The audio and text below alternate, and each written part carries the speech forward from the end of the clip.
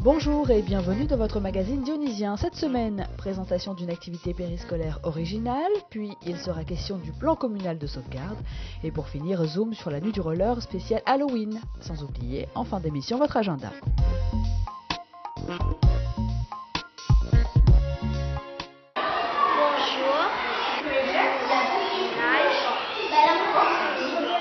Ils sont capables de dire bonjour, de donner leur âge ou encore de réciter l'alphabet, le tout en langue des signes.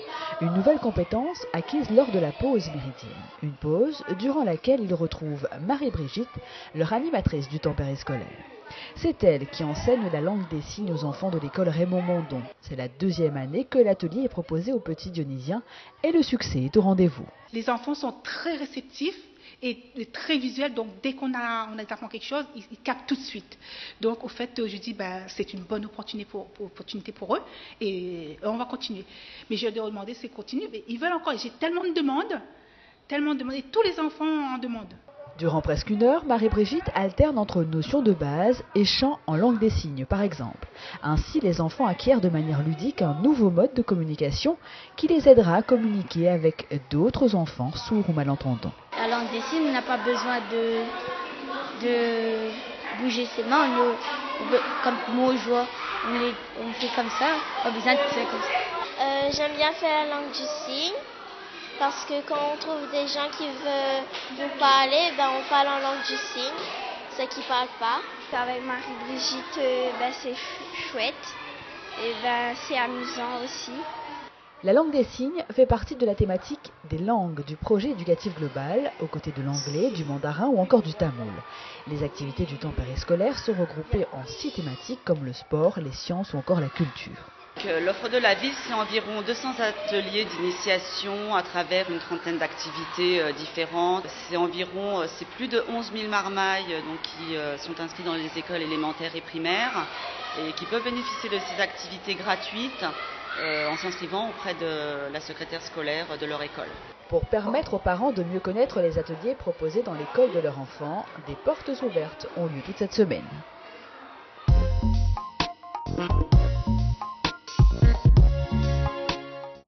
Une nouvelle saison cyclonique s'annonce, la ville se tient prête. Afin de faire face aux événements majeurs tels que les cyclones et les épisodes de fortes pluies, l'ensemble des directions s'est réuni pour faire le point.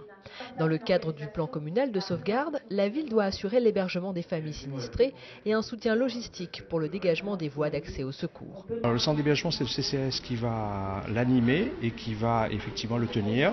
Nous, on se charge surtout de veiller à ce que tous les équipements, donc le bâtiment, soient sécurisés, l'installation électrique et les équipements tels que les sanitaires soient prêts à fonctionner.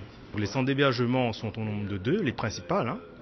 Donc il y a l'école centrale pour les familles ou personnes seules, il peut y en avoir aussi. Donc, et pour les personnes sans domicile fixe, le gymnase est de Canet. 6 autres centres dans les écarts de la ville seront ouverts si nécessaire. Lors d'événements majeurs, la population pourra contacter les services de la ville via une permanence téléphonique. À partir du moment où on passe en alerte rouge et qu'on déclenche l'organisation d'un poste de commandement en mairie, on portera à la connaissance du public un numéro spécifique où les gens, les administrés, en cas de dommages, d'intempéries, s'ils ont besoin d'aide, ils peuvent nous appeler à ce numéro. La saison cyclonique s'achèvera officiellement en mars 2016. Le premier système dépressionnaire sera baptisé Annabelle.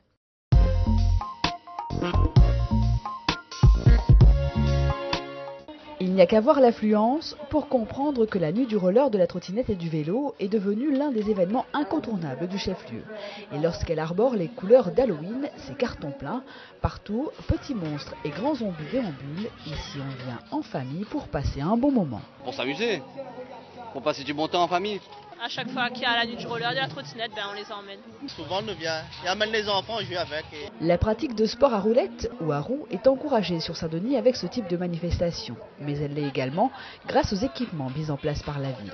La place à Saint-Denis, elle est grande, surtout que maintenant avec le nouveau skatepark, ça a fait un nouveau type de roller acrobatique. Donc comme vous pouvez le constater le mercredi quand vous passez devant le skatepark, il y a toujours du monde, toujours du monde. Ce mois-ci, la randonnée à vélo à travers la ville s'est faite au profit du don d'organes, une cause qui rajoute de la grandeur au rendez-vous.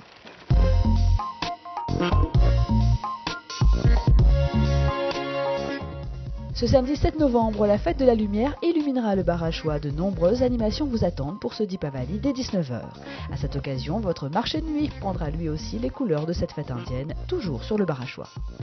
Du 6 au 8 novembre, les quartiers de Moufia et Bois de Nef seront en fête. Un plateau artistique de choix et les associations du secteur seront là pour vous au lieu dit de la coulée verte.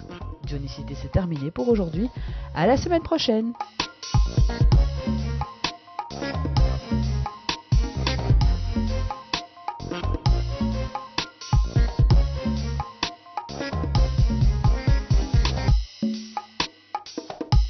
La ville de Saint-Denis vous a présenté Dionysité.